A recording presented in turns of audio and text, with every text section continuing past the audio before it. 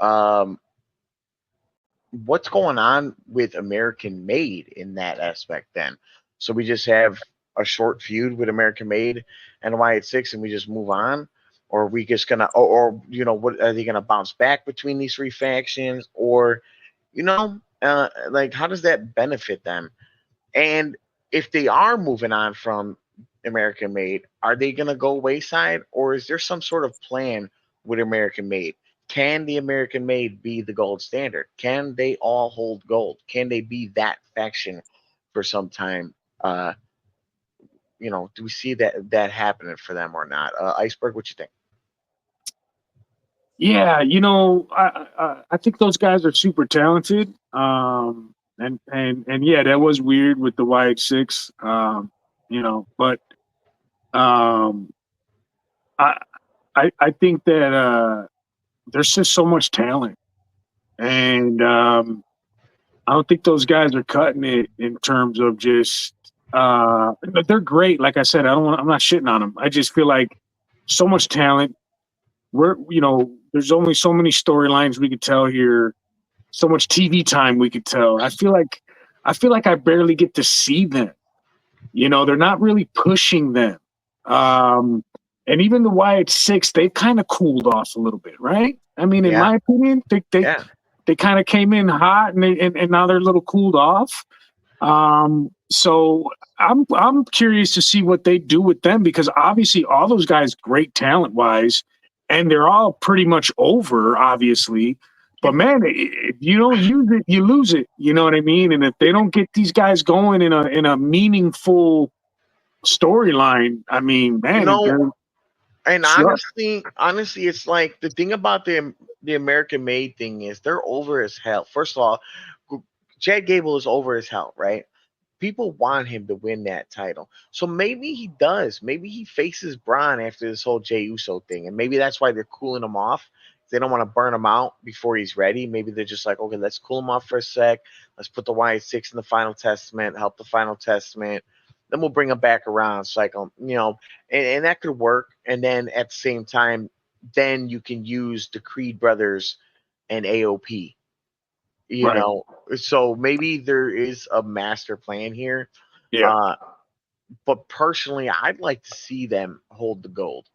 Obviously, maybe not Ivy Nile. She might not hold the gold because, I mean, she's not in the league of Rhea Ripley and Liv Morgan and such right now. And there's no reason to put them in that story. But if we could have all the guys holding the gold, the tag teams and the Intercontinental, that I think that would be really good for them. JT, what you think about all this? Me personally, I like American Made, especially Chad Gable. I think he is extremely underrated, especially when it comes to his in ring work. And I think he does, put on a very solid promo too. I think they should have put the IC title on him like a while ago, and I think like he's only like going down and down on the card because they had the opportunity to put the title on him, but they never did. So I want to see what they do with American Made and like give him like like a really good push. Yeah, and they're that packaged gimmick, right? And they all got brand new last week. They got brand new matching attires and everything. I don't feel like they're done with them yet. But the thing is, oh man, I have this like fear that they are, and I really hope they don't waste them. You know, I think it'd be a great matchup, Braun and you know, per Chad Gable. Gable. Yeah, No, yeah, per Gable. yeah, yeah, yeah. I Yeah, think that'd be a good matchup.